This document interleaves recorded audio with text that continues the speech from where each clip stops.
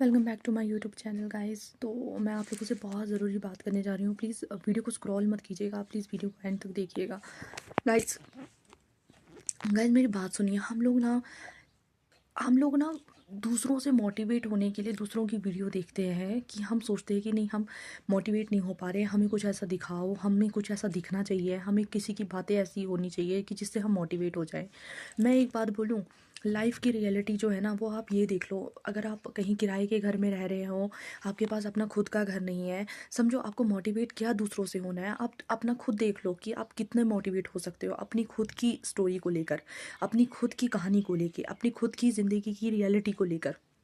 अपनी लाइफ की आप रियलिटी देखो ना कि हमारे पास मतलब हम कितना सोच समझ के चलते हैं। फॉर एग्जांपल जैसे मैं हूँ, मैं एक मिडिल क्लास फैमिली से बिलोंग करती हूँ।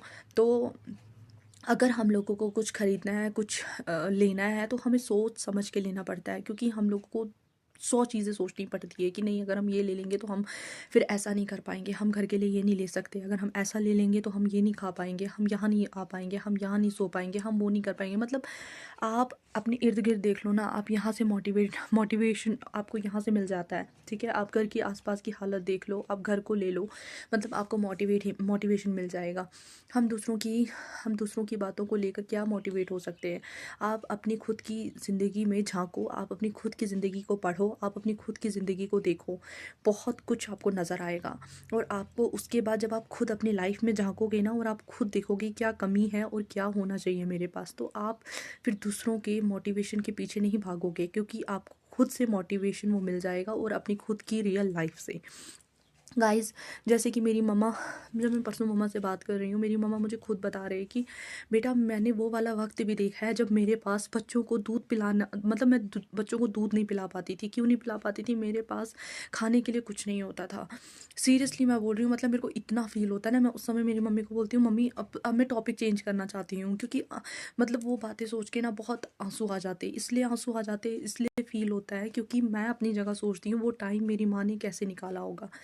हालाँकि आज भी मेरी माँ मेहनत कर रही है, लेकिन आज माता रानी की कृपा से और उनकी खुद की मेहनत की वजह से कम से कम इतना तो है कि 2 वक़्त की, वो 3 वक़्त की अच्छे से रोटी खा सकते हैं, और इवन वो खिला भी सकते हैं, वो दूसरों को भी खिलाते हैं, दूसरों को भी वो देते हैं। चाहे उनके पास कम हो, ज़्यादा हो, उनसे जितनी मदद हो पाएगी ना वो ज़रूर करेंगे। अदरवाइज़ वो कोई अमीर नहीं, मैं कोई अमीर नहीं हूँ, मैं कोई अमीर बाप की औलाद नहीं हूँ जिनके पास बहुत सारी प्रॉपर्टी है, बाप-दादा ने बहुत प्रॉपर्टी रखी है, कुछ भी नहीं है, कुछ भी नहीं है। ये जो मकान है, ये जो घर देख रहे हैं, ये सारा कुछ रेंट का है, ये सब कुछ हम रेंट पे रह रहे हैं। तो ये देखिए हालत। तो हम इधर, ये सारे आप मेरे पीछे देख रहे हो, आगे पीछे ये सारा रूम रेंट पर है। तो हम रेंट पे रह रहे हैं, लेकिन मेरी मम्मा मुझे हालत बताते हैं कि मैं बेटा, उस समय आप लोगों को दूध भी अच्छे से नहीं पिला पाती थी, क्योंकि मेरे पास जो थे ना वो पैसे नहीं थे मेरे पास पिलाने के लिए। मैं खुद को अच्छा खाना नहीं खा पाती थी, तुम लोगों को क्या खिलाती। तो मेरी मम्मी मुझे कहती है, वो काले चने जो होते हैं ना पिसे हुए, वो बोलते लगी कि मैं इतना मजबूर हो गई थी, वो काले चने पीस के आपको खिलाती थी। और जो गुड़ नहीं होता है, गुड़, आप लोगों को गुड़ तो पता ही होगा, बोलती है मैं वो मिक्स करके आपको पिलाती थी कि चलो मेरे बच्चे कुछ तो खा लेंगे। मतलब खाने के लिए कुछ नहीं होता था। तो ऐसे हालात थे। अच्छा, सोने के लिए ये जो हम अभी बैठते हैं ना, इस पे हम अभी बैठते हैं ना, ये सब नहीं था मेरी माँ के पास। ये अब है मेरी माँ की मेहनत की वजह से। तो अब ये कुछ है। तो अदरवाइज़ मेरी माँ ने मुझे बोला, इतना कुछ बोल रहे थे ना मुझे, क्योंकि आपको पता है जो आपके माँ बाप होते हैं ना, वो अपनी पुरानी बातें, जिन्होंने अपना पुराना जो टाइम होता है ना, वो भूले नहीं होते हैं, चाहे वो कितना भी अमीर बन जाए, कितना भी कुछ कर ले, लेकिन वो भूलते नहीं। और मेरी माँ तो आज भी मेहनत कर रही है, तो वो कैसे भूल सकती है? वो कैसे वो सारे दिन याद नहीं करे? वो मुझे बता रही है कि मेरे पास बैठने के लिए वो बोरी नहीं होती है, बोरी जिसमें हम चावल वगैरह लाते हैं, उस बोरी पे हम बैठते थे। इवन आज भी हम वो बोरी कई टाइम यूज़ करते हैं। ठीक है, लोगों का क्या है देखो, इंसान को अपनी रियलिटी बताने में कभी भी हिचकिचाना नहीं चाहिए, तो और कभी नहीं शर्माना चाहिए। इंसान को हमेशा शर्माना चाहिए, किसमें? गलत काम में, चोरी में, उसमें आप शर्मा सकते हो। तो मेरी मम्मा मुझे बता रही थी कि हम बोरी पर सोते थे, हमारे पास कुछ सोने के लिए था नहीं, गत्ते नहीं होते, गत्ते जिनमें सामान आता है दुकान का, वो गत्ते बिछाकर हम सोते थे। उस वक़्त हमारे पास ये सब कुछ नहीं था, बिस्तरा नहीं था, कंबल नहीं था ओढ़ने के लिए, रज़ाई नहीं थी हमारे पास, बेड नहीं था हमारे पास, कंबल नहीं था हमारे पास, नीचे फ़र्श कारपेट अच्छा नहीं था बैठने के लिए, कारपेट तो छोड़ो, हमारे पास एक चादर अच्छी-सी नहीं होती थी। तो मेरी मम्मा मुझे कहती है हम उस पे सोते थे। मतलब हमारे घर की खुद के ऐसे हालात हैं। तो ख़ैर अभी थोड़ा बहुत फ़र्क आ चुका है, क्योंकि मेरी मम्मा ने बहुत मेहनत की है, बहुत ज़्यादा। मुझे नहीं लगता शायद दोनों माँ-बाप मिलके भी इतनी मेहनत कर पाएँ कि मेरी मम्मा की तरह वो हम बच्चों को पढ़ाएँ, लिखाएँ और सबको अपनी-अपनी जगह सेटल कर दें।